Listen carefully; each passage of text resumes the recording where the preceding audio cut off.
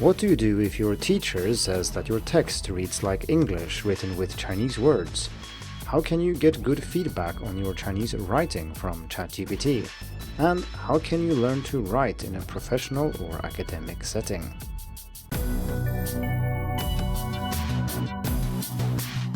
Hello and welcome to the Hacking Chinese podcast. In this week's episode, I'm going to answer 3 reader and listener questions about writing in Chinese. This is because in January we have a writing challenge on, and it starts on the 10th and lasts until the end of the month. As usual, these challenges are completely free to join, and the goal is to help you build language skills through daily practice and some friendly competition, although the friendly competition bit is completely optional. For more information and information about learning to write in Chinese, please check the linked article in the show notes. Before I get to the student questions about writing in Chinese, I want to highlight that a few years ago I wrote an article about my top 20 tips to improve your writing in Chinese, and so if you have a more general question about writing, not as specific as the questions I'm going to answer today, please check out that article. And on the podcast, it is episode 28. Let's dive into the 3 questions I have selected for this episode.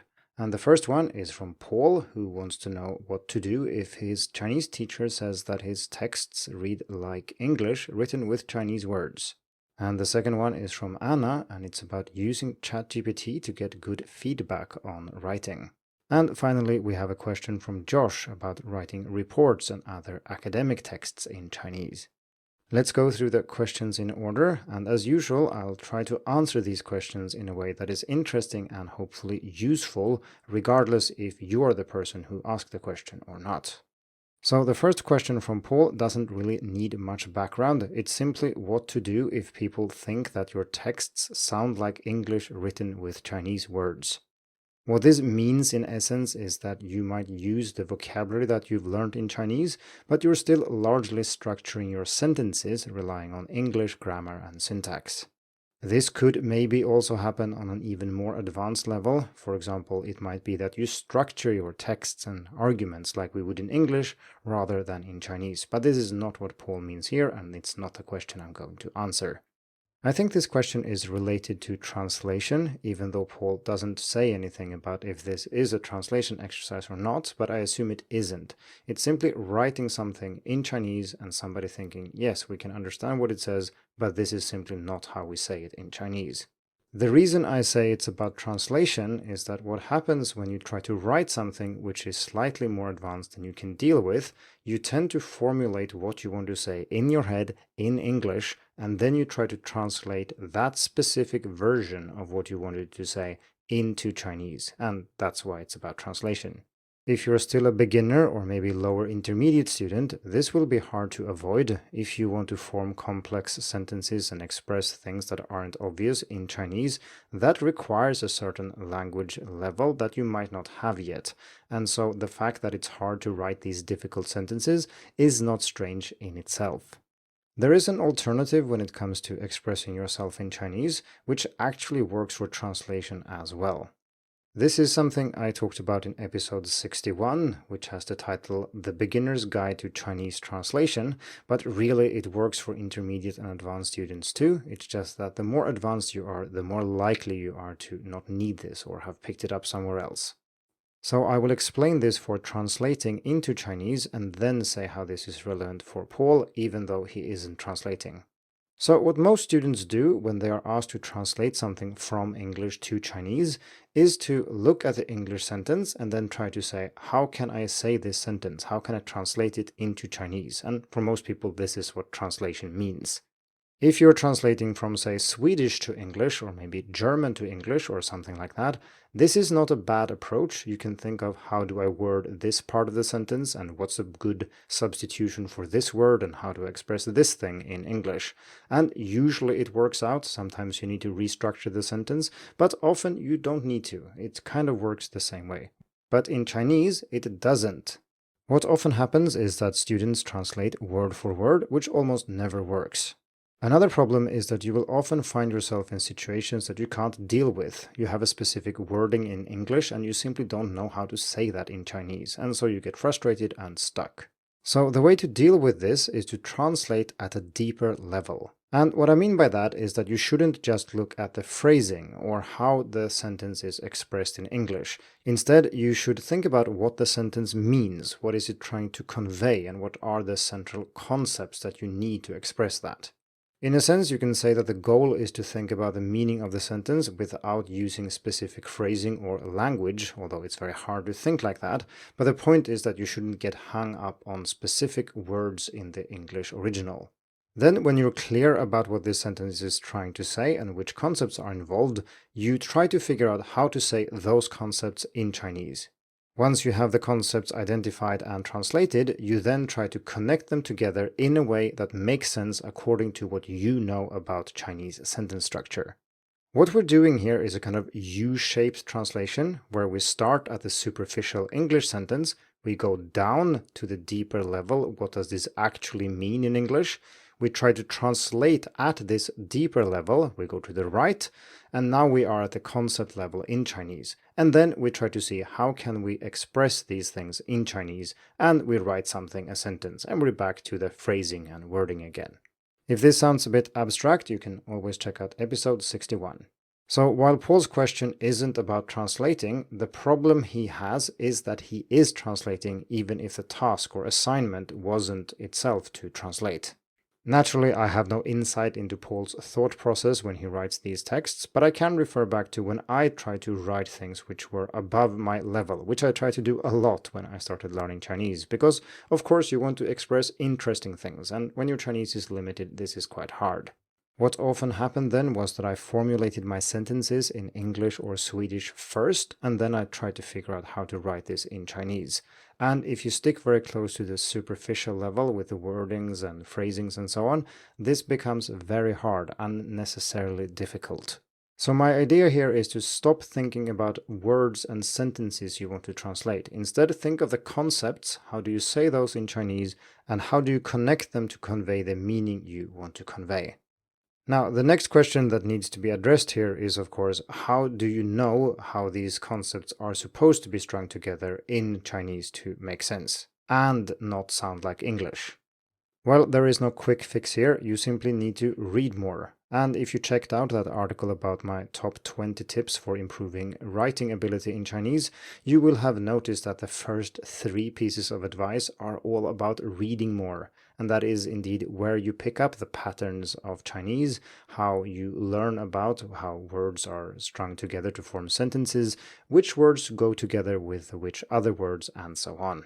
No clever strategies are going to help you with that. You simply need more exposure and engagement with the written language. Okay, this brings us to question 2, which is about how to utilize ChatGPT or potentially other chatbots to get feedback on your Chinese writing. Getting good feedback on your Chinese is essential and something we discussed in episode 8. As I mentioned in that episode, getting good feedback is not as easy as it should be, but with the advent of generative AI such as ChatGPT, there seems to be a shortcut. Can't you just ask the chatbot to give feedback on your Chinese? And this is indeed what Anna's question is about. Before I answer it, I would like to mention that there is a risk that my answer becomes obsolete very soon, because these chatbots and generative AI services evolve very quickly.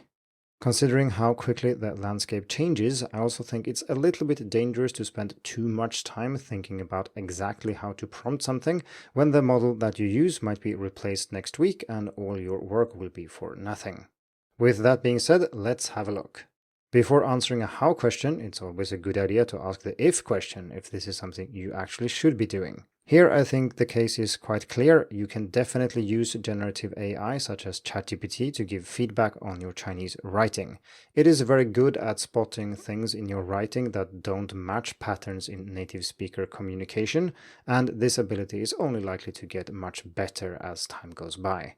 So if you haven't tried using generative AI to help you improve your writing in any language, I strongly suggest that you do. It is quite good and quite helpful. So the first thing to do is to write a text, and I strongly suggest that you do this without the help of anything. I mean, you might use a dictionary if there's a keyword you can't express, but in general, write without support and try to not worry too much about whether or not the Chinese you write is correct. Simply try to express the concepts you want to convey as per the principles discussed for question 1. Then feed your text to the chatbot and simply ask for feedback. This isn't rocket science, and like I said, don't over-engineer the prompt. Well, you might need to try a few different things if you don't get the results that you want, or if it tries to do something different from what you intended.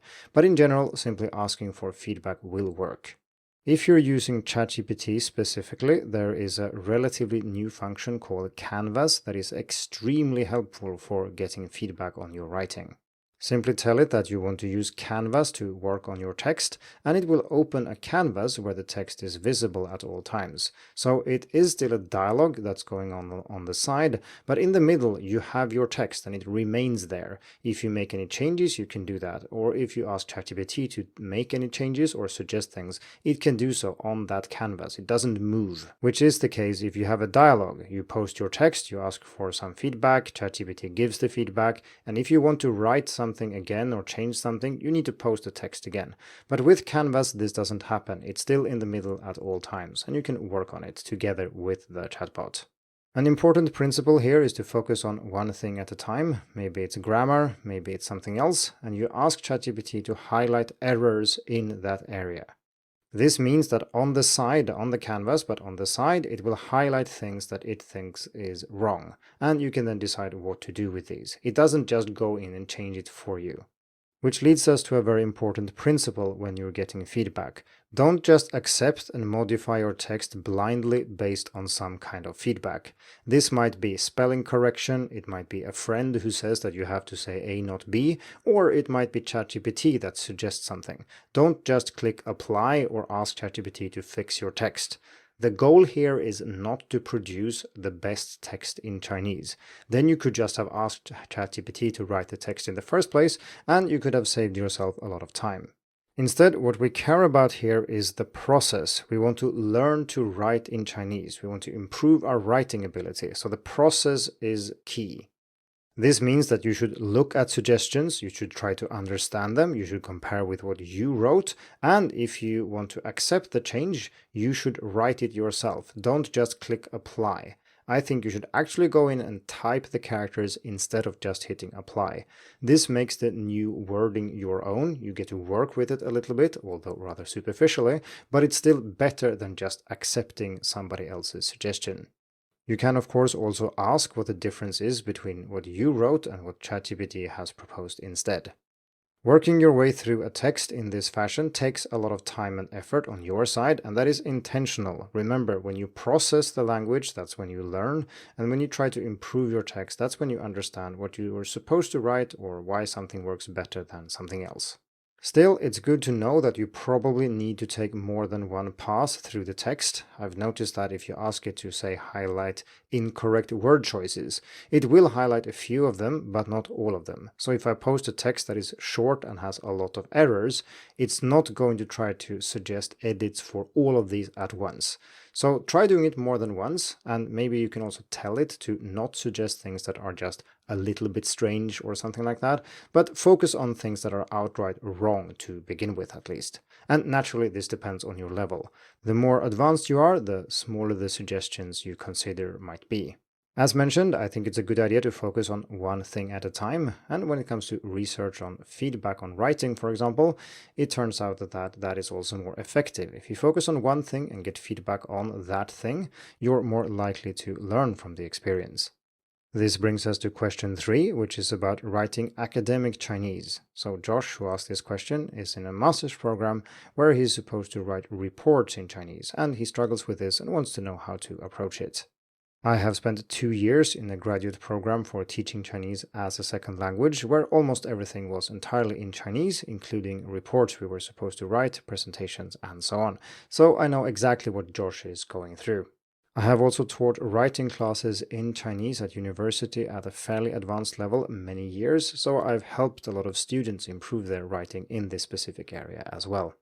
With the risk of being a bit repetitive here, reading is the key. So what I try to do in my writing courses is that I make sure that the students also read about the topics that they're supposed to write about. Surprisingly often, students haven't done this, so they might propose to write a report about a topic, and if you ask them what they've read about this topic in Chinese, the answer is that they haven't. This means that it's impossible to write well, so start by reading more. In this particular case, I don't think that reading more in general might necessarily help, so I suggest you do something I call focused reading. I have written about this on Hacking Chinese before, and I'll put a link in the show notes, but that article hasn't made it to the podcast yet. In essence, what focused reading is about is not just that you read about the topic you're supposed to write about, but that you also do so with a specific linguistic purpose in mind. For example, if you're new to writing academic Chinese in general, you might not know how to refer to sources. How do people cite earlier research? How do they cite other reports? And so on. It could also be something more specific, such as how do you describe graphs or statistics in Chinese? This is fairly difficult to pick up just by reading more, and you could do it if you focus your reading on texts that do this all the time, but most people don't, and as I said, most students don't read anything about the topics that they want to write about. So what you do is that when you read, you think of yourself as being on a scavenger hunt. Your goal is to find useful things that you can then use yourself in your own writing. You can highlight things as you read, and once you're done, you save these in a text file somewhere. So you have all the words or phrases that you've collected, and then when you start writing, you can refer to this document. There aren't that many ways that people cite sources, so once you have 5 or 6 of these, you'll be able to cite sources too, and you won't have to use exactly the same phrase every time either. As soon as you think that you have enough to get by, you switch focus to something else. Maybe now you try to see, okay, how do people start a counter-argument in a text? Or what do they say when they want to summarize something? What words are being used? And you collect those, and after a while you will have a fairly long document with these types of words and phrases, and when you write, you can draw on these and use them. And when you save these, by the way, make sure you save an example. Don't just save a word if it isn't obvious how it's used, but also save an example sentence from the text where you found it. Another method you can combine with focused reading is using chatbots and generative AI, as we discussed in an earlier question. For example, if you need 5 ways of citing sources in academic texts in Chinese, asking ChatGPT for this will give you pretty useful results. As long as you prompt properly and include context with your question, the results are very reliable, and I've rarely seen these types of questions giving wrong responses. When you have cited a lot of sources, maybe in a homework assignment of some kind, you can also ask ChatGPT specifically, how did I do with citing sources? Are there any other ways I could have done it in, or something that would have been more appropriate given the context? It's worth noting here that chatbots are trained on vast amounts of language data, and so spotting statistical patterns and what's natural in this data is something they are very good at. Okay, that brings us to the end of the episode, and all that remains is to wish you good luck with your writing, and I'll see you in the writing challenge. Thank you for tuning in to the Hacking Chinese podcast. If you like this episode, please share it. More information and inspiration about learning and teaching Chinese can be found at hackingchinese.com. See you in the next episode, and until then, good luck with your studies.